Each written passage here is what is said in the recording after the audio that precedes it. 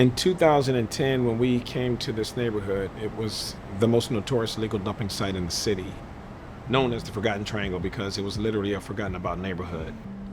Here we are 12 years later, and it is one of the most exciting, respected neighborhoods, not only as a place known for urban farming, urban agriculture, healthy eating, but a place of gathering, a place of pride, and a place that people are excited to call a part of their city. Woke up this morning, look and behold, I see the sea going through that black gold, and I feel alright. I feel alright. I feel alright. I feel alright. Woke up this morning, look and behold, I see a sea going through that black gold, and I feel alright. I feel alright. I feel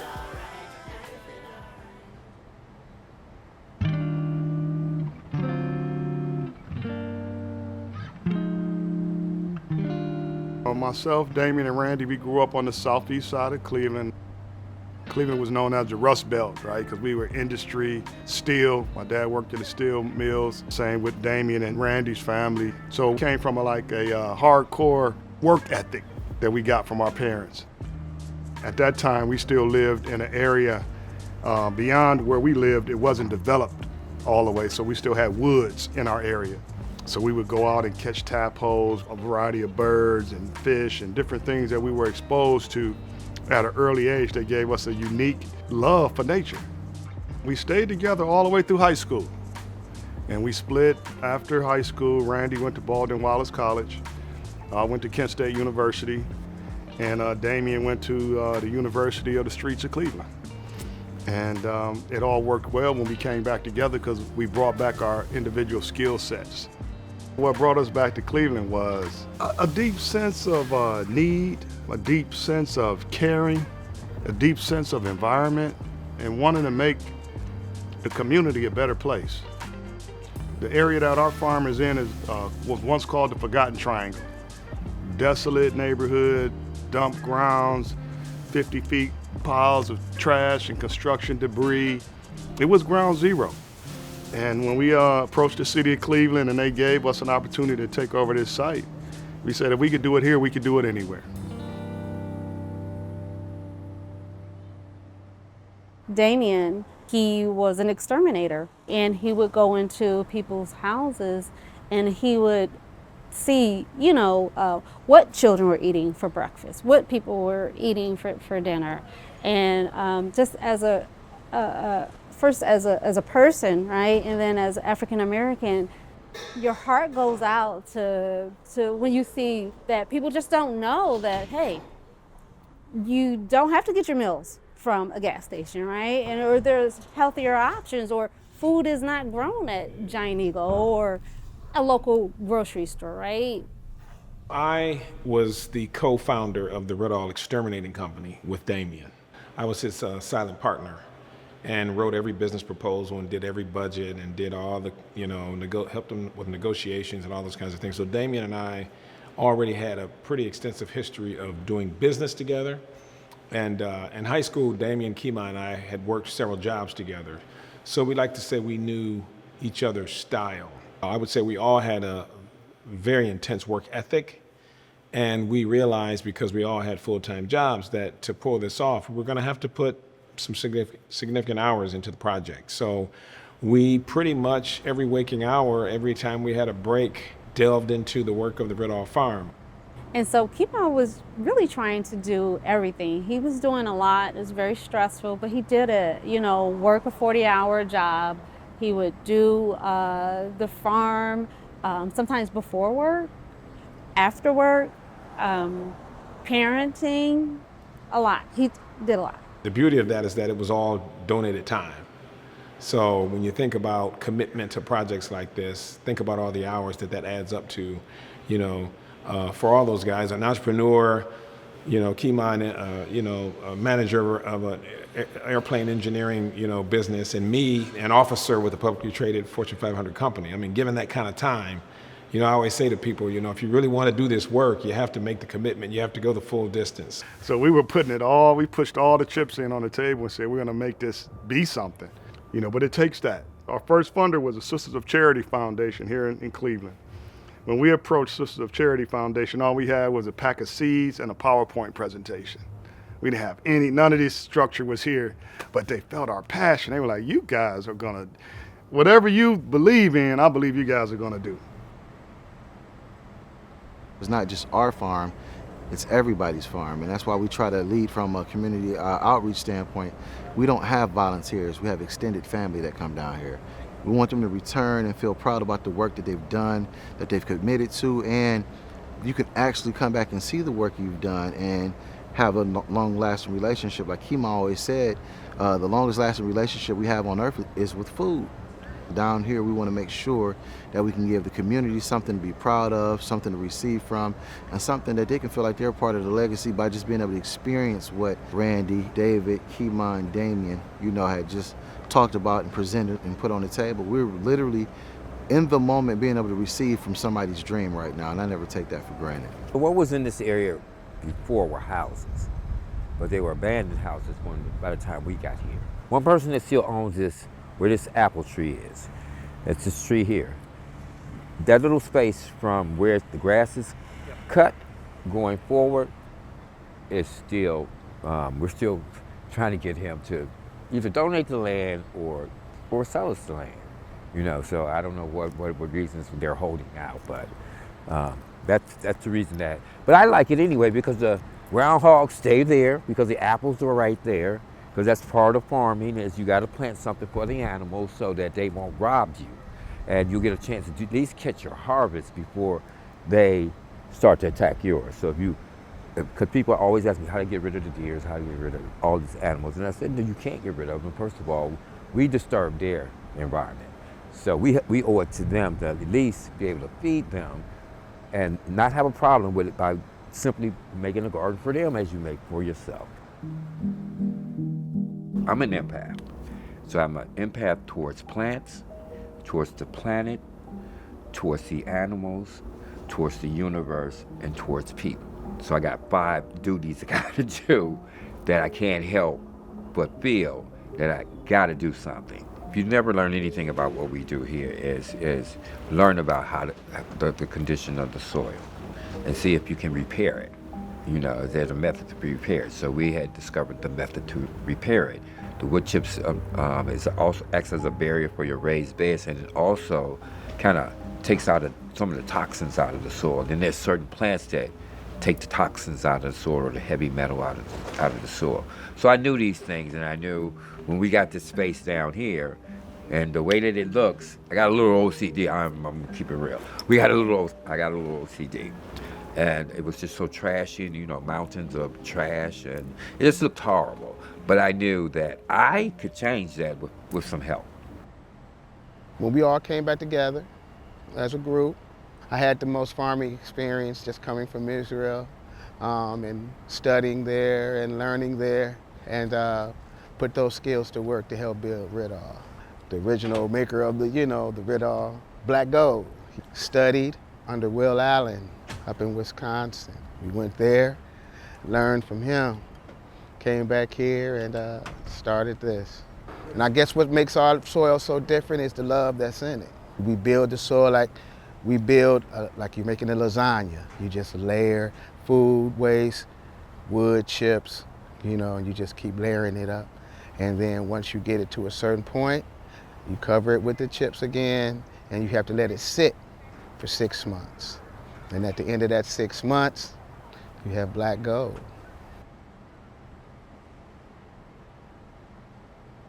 From the beginning, we thought that this would be just a farm. But we soon began to understand that it was more than just a farm. It was an opportunity to educate and to show by example our community ways to live. We could remediate this soil, but then we took that same idea and said, wait a minute, can we remediate the community? Can we remediate lives? We're a class 2 compost facility. We bring in, 4,000 or 5,000 pounds of food waste every week, old bananas and, potatoes. And I'm like, wow, if we can turn a rotten potato into something that's $45 a yard after 6 months, what could we do with a human life? For us, we knew that We had to make farming sexy again. So that was a big thing for us, at least initially, because the first thing people said when we told them we were making a farm on Kinsman, you trying to have us pick cotton off of Kinsman? What are you doing? So to the mind, the stigma of slavery and being in the fields and just working sun up to sundown and all of that was still bothering the people. So we had to find a way to say, but no, this really is the answer. This is the salvation we're looking for. Because the ghetto is a mindset, it's a mentality. And we have to escape that. Because freedom's not free. We look for somebody to give us something. It's no longer that kind of thing. We have to take freedom by straightening our perspective out, educating ourselves, and taking our zest for life to another level. Put your hands and feet in the soil. Let's grow some. There's a direct correlation between behavior and environment. And some of the children in this area will never leave this area. They'll never even get to as far as like a suburban community, Shaker Heights, we're very rich, affluent neighborhood. They'll never see it. But they can come 3 blocks away and come into Paradise and say, wow, I went somewhere today. And the catch statement was that some of the children would say, I've never been to a field trip where the owners look like me. And that just resonates with us so well, because we plant seeds, not just in the ground, but in the minds of children and youth and folks to say, this is possible, this is doable. And that's worth it all the way, right there. From an agricultural standpoint, I feel like Rittal is the gold standard for urban agriculture.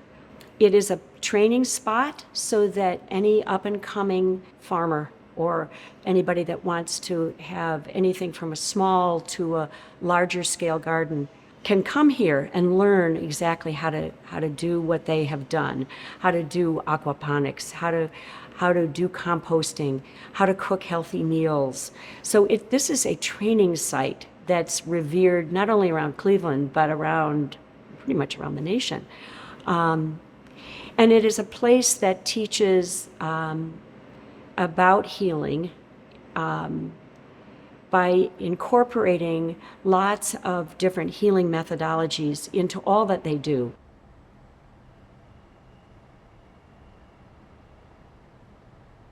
This structure here, once we started discussing an additional hoop house, we also started discussing making it a veterans hoop house. We want people to walk in here and start feeling a certain way immediately.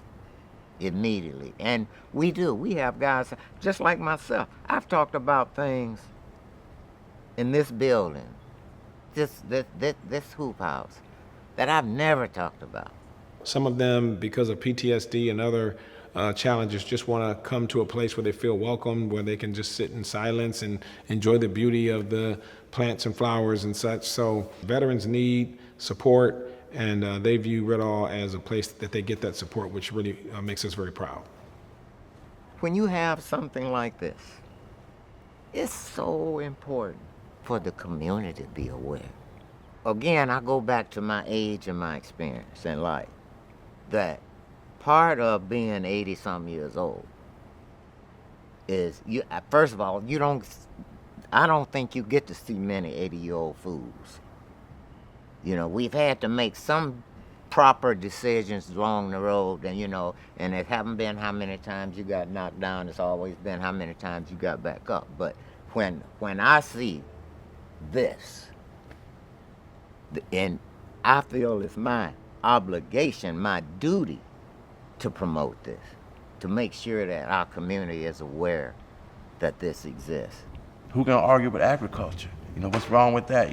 So this was an excellent universal language wherein everyone could share and everyone could express and find resonance around what we try to do for our people.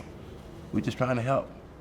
I think a lot of folks say, if I can only find a plot of land and get started with my, growing of my plants, everything will be okay. Well, you can't sustain an urban farm that way. So we were always thinking about what's next, what's the additional way to find resources and funds for this. We learned the art and science of growing fish from Will Allen and Growing Power. We came here and thought we'd try our hand at it, and in our greenhouse number one, the very first greenhouse that we built, over like a 3-year period, we were able to grow 10,000 fish. We raise the fish as close to their natural environment as they can. All of our tilapias, they are blue tilapia. They come from the Nile River. That's where we get our fingerlings from. We raise about 75,000 a year.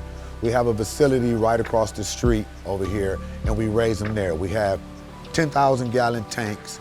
We normally try not to supply them all the way up to 10,000 because we have a problem sometimes when you put that many in there. So we try to keep anywhere from 5,000 to 7,000 in there. But what we got going on here is this is basically our little natural ecosystem. Now what happens is the fish, they produce ammonia. We got a continuous pump that flows. This water goes in, circulates, comes up through this pump, and comes out here. Now, when it comes out here, the ammonia that the fish produce creates nitrites. And then those are converted into nitrates, which feeds the plants. Plants go wild up here, whatever we put up here. These plants help filter the waste, which is helping the plants grow, and it recirculates back in. And it's just a continuous cycle, just like in nature. Imagine the amount of time it takes for fish to be harvested, packaged, shipped to the East Coast where they have all their fish delivered, and then they put them on trucks and they have to disperse them around all these. Whereas we can take a fish out the water today, harvest it, and tomorrow it could sell at a grocery store. I mean, I think that's just a game changer. And we would put our tilapia up against any tilapia that's out there. Now I got a little surprise for you guys here. We got old big boy. This is our tilapia. I want you guys to look at that great color on that tilapia. Look at that fish there. Is that beautiful? Look like something off a movie. Yes.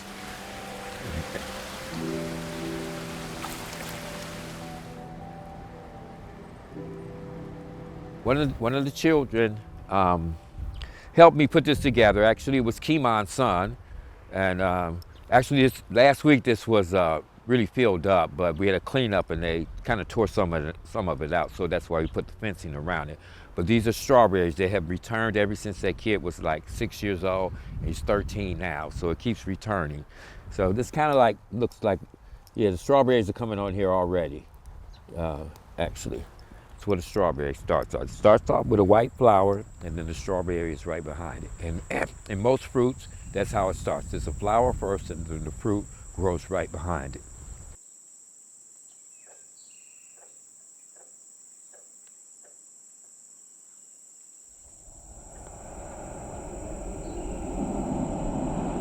When we had to come up with a name for this enterprise, I proposed Rittal Green Partnership because I said it's only going to be through partnerships that we're able to survive and thrive.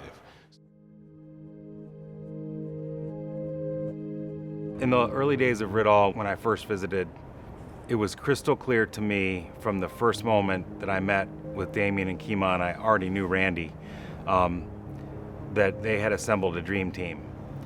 So it wasn't even as much about the place as it was about the people in many ways. They inspired me, and you could see from the moment you met him that Damien Forche was a never give up guy. He was gonna make this happen. You could see that Keymah was a gifted communicator and had a spiritual ability almost to connect with everybody with whom he met. Of course, Randy, I knew, had business acumen, plus passion, plus knowledge, and incredible network of relationships. So I was not only inspired by what I saw on the ground, but more so by the partnership of those three individuals and realizing without the people, no good idea ever happens. This is the imagination station, and the wizard of the imagination station was kind of Damien. Damien, no thought was too small or too big.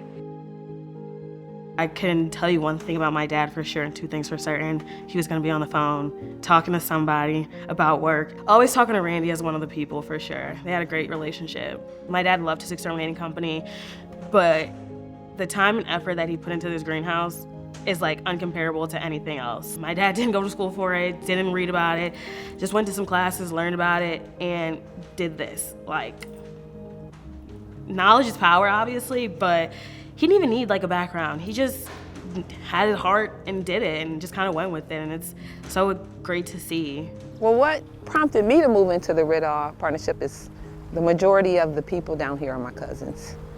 And my cousin Damon Forche, who passed away, we had a 10-year plan for me to come down and be the event planner.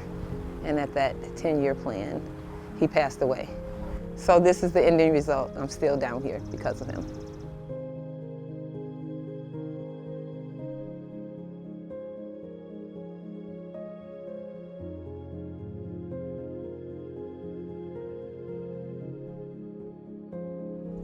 We've all had the energy. I mean, Dame built his team on energy and love. And after Dame's passing, we just had to pull it back together and get the work done and continue with the legacy. If you missed him, you missed somebody. I tell people all the time, no, it was like a dream, because he was the kind of guy that he really wanted you to experience your dreams.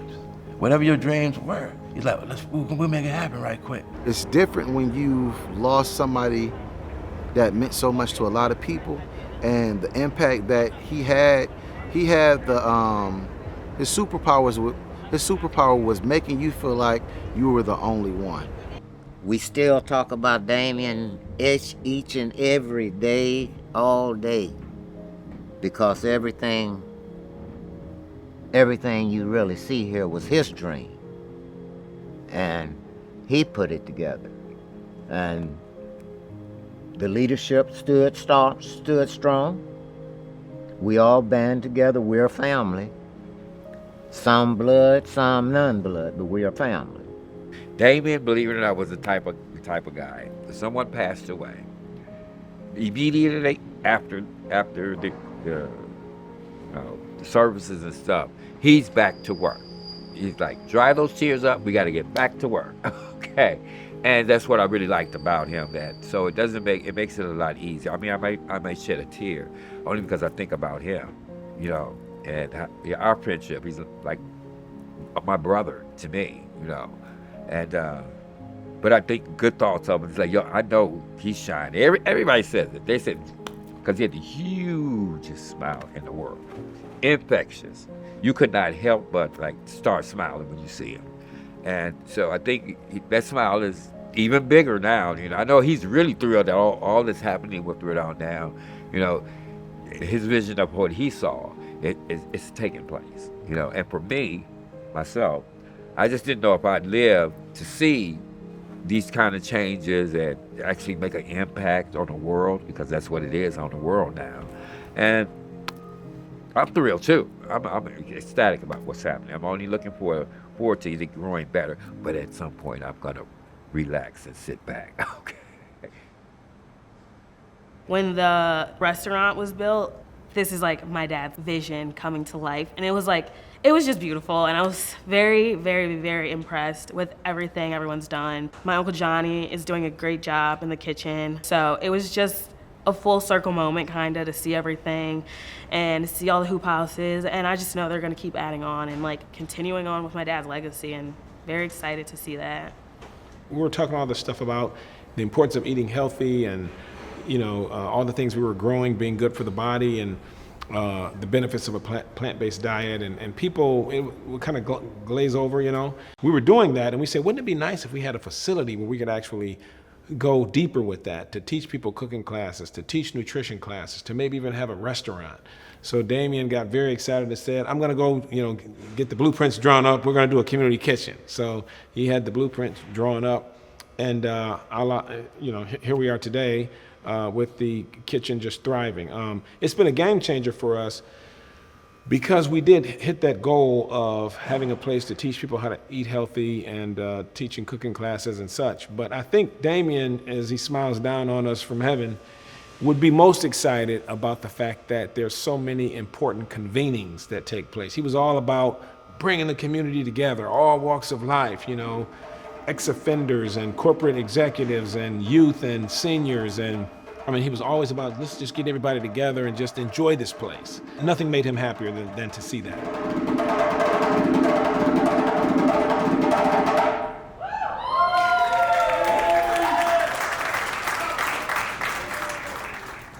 for years, we got no respect. I'm not saying us, but just urban agriculture, period. Because many rural farmers, they felt as if they were squandering money that they really could be using for the rural farmers where they really should have. But what did it mean for urban farming? But we didn't really realize that a lot of what we produce is community. The food is one thing, but the community is another thing. You know, in communities where there are urban farms, there's up to 30% crime reduction. We're growing crime reduction. What's the price of that? The words, the activities, these are the things that help to shape the soil, which is the fertile ground of our mind, that we're able to then grow fruits.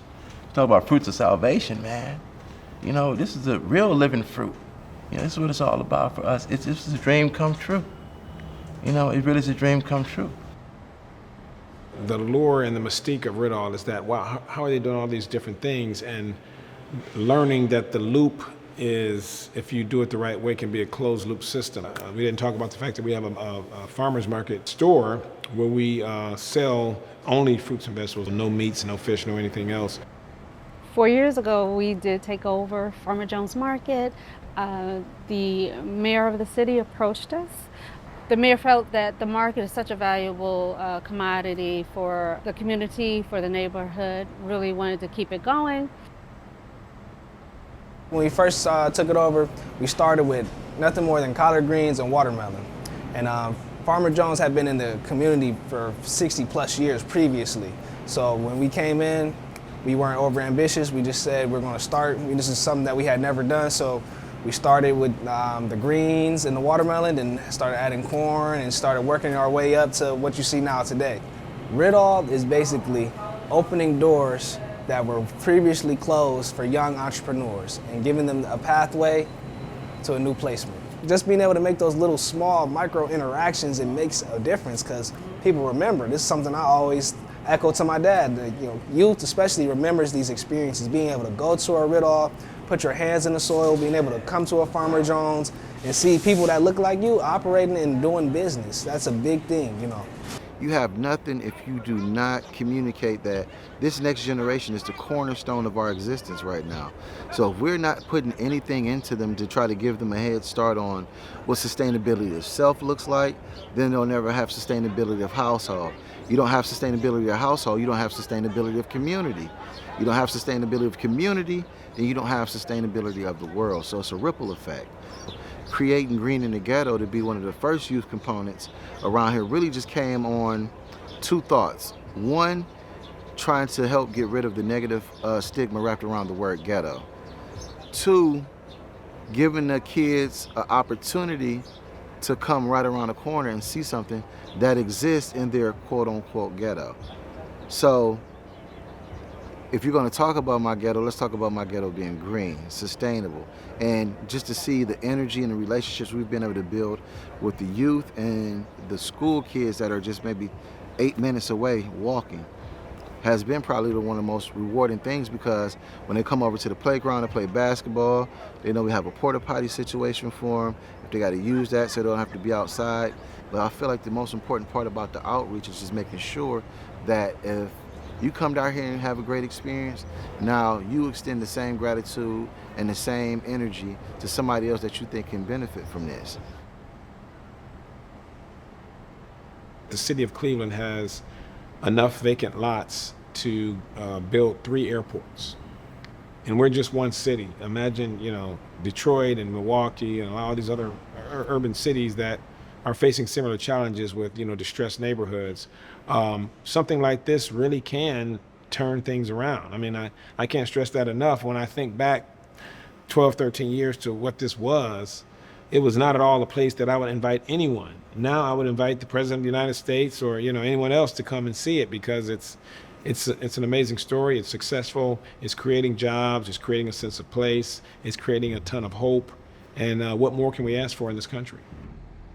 Everybody who comes here and starts thinking about it starts thinking about scale. So why can't we have these in every neighborhood in Cleveland? Why can't we have this kind of campus in every urbanized area in America? These guys have figured it out. And that's scaling something like this is not easy. It's a huge question of capacity. But I think also underlying it is there are very few Randy, Damien, and Keymahs in the world. You can't scale them.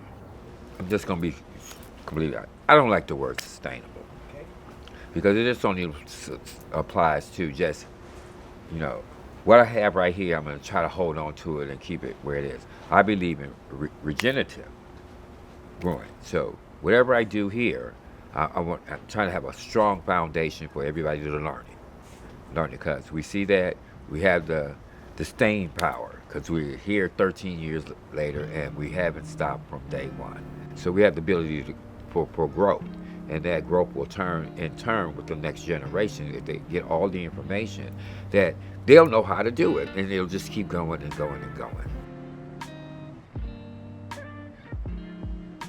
You know, we wake up every day with a committed energy to say, hey, let's keep this thing going. It got to. It has to keep going because we're responsible for so many people.